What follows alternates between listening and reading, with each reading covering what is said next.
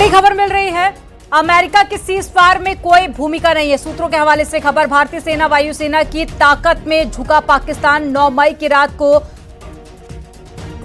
PM को लेकर भी अपडेट है और अमेरिका की सीज़फायर में कोई भूमिका नहीं है। सूत्रों के हवाले से बड़ी खबर आपको बता रहे हैं, अमेरिका की सीज़फायर में कोई भूमिका नहीं है। भारतीय सेना वायुसेना की ताकत से झुका है पाकिस्तान। पाकिस्तान के 8 हवाई ठिकानों पर हमला किया गया। 9 मई की रात में पीएम से जेडी वेंस ने बात की थी और पीएम बोले अगर वो फायर करेंगे तो हम जवाब देंगे। यूएस विदेश मंत्री ने जयशंकर को फोन किया था और भारत ने कहा कि कश्मीर मध्यस्थता के लिए नहीं है और आतंकवाद रुकेगा तो ही सिंधु समझौता आगे बढ़ेगा। आतंक और पानी का एक साथ नहीं चल सकते। एक बड़ी खबर आपको बता रहे हैं सूत्रों के हवाले से, ये बड़ी खबर, आतंकवाद रुकेगा तो ही सिंधु समझौता आगे बढ़ेगा। भारत की सरकार की तरफ से यह स्पष्ट कर दिया गया, आतंकवाद और पानी एक साथ नहीं चल सकते। तो एक बड़ी खबर आपको बता रहे हैं, भारत और पाकिस्तान को लेकर, भारत पाक के संघर्ष विराम को लेकर सूत्रों के हवाले से यह बहुत बड़ी खबर मिल रही है। अमेरिका की सीज़फायर में कोई भी भूमिका नहीं है। भारतीय सेना वायुसेना की ताकत से झुका है पाकिस्तान। यह भारतीय सेना और वायुसेना की ताकत थी जिसके चलते पाकिस्तान को झुकना पड़ा। पाकिस्तान घुटनों पर आ गया और पाकिस्तान के 8 हवाई अड्डों पर 8 ऐसे हवाई ठिकाने थे जिन पर हमला किया गया।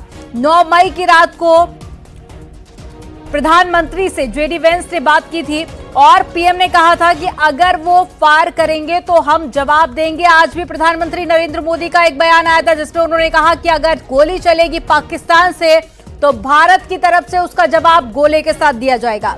यूएस विदेश मंत्री ने जयशंकर को फोन किया था और भारत ने कहा था कि कश्मीर मध्यस्थता के लिए नहीं है, आतंकवाद रुकेगा तो ही सिंधु समझौता आगे बढ़ेगा। आतंक और पानी एक साथ नहीं चल सकते। सूत्रों के हवाले से जानकारी मिल रही है, अमेरिका की कोई भी भूमिका नहीं है इस संघर्ष विराम में। यह भारत की ताकत है जिसके बल पर पाकिस्तान को झुकना पड़ा।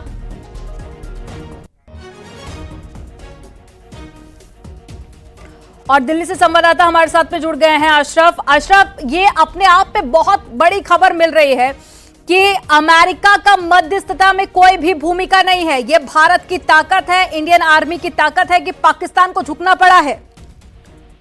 हाँ बिल्कुल, देखिए यही बात आज आपसे कुछ देर पहले जब सेना की तरफ से प्रेस कॉन्फ्रेंस की गई थी उसमें भी कहा गया क्या कि भारत की जो रक्षा क्षमता थी, जो उनकी वार करने की क्षमता थी, उससे डर कर पाकिस्तान के डीजीएमओ ने बात करने के लिए हॉटलाइन पर डीजीएमओ भारत से बात की थी। उसके बाद ही ये सब प्रक्रिया संघर्ष विराम की शुरू हुई और इसमें अमेरिका का कोई बहुत बड़ा योगदान नहीं है। पाकिस्तान ने अपने घुटने टेके हैं। पाकिस्तान ने भारतीय सेना का जो शौर्य था उससे घबरा कर ये अच्छा समझा कि हम समझौता कर ले, शांति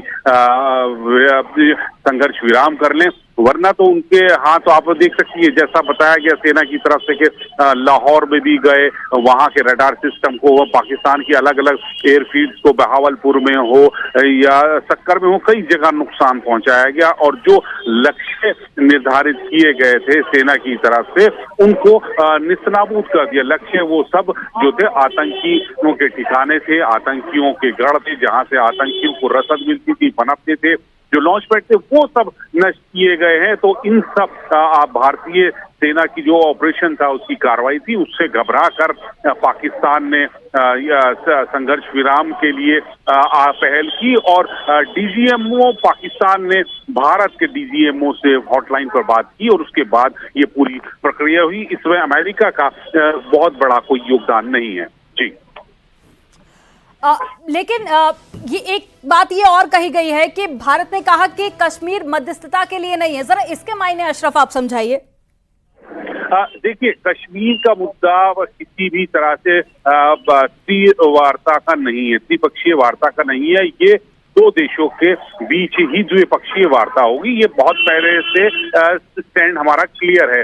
भारत ने बहुत साफ कर रखा था कि कश्मीर के मुद्दे पर किसी भी हस्तक्षेप को बर्दाश्त नहीं किया जाएगा, न किसी का को इसमें त्रिपार्टी बनाया जाएगा, त्रिस्तरीय वार्ता की जाएगी। इसमें वार्ता अगर होगी तो भारत और पाकिस्तान के साथ होगी और इसमें किसी पक्ष को नहीं लिया जाएगा। ये स्थिति आज फिर साफ कर दी गई।